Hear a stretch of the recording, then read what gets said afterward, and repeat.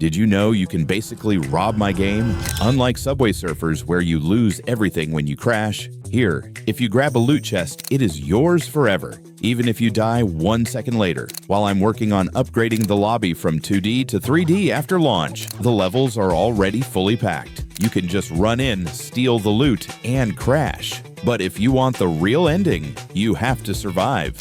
The story monologue only unlocks if you cross the finish line of the medieval city desert and zombie chapters. So, are you just a looter or a true survivor?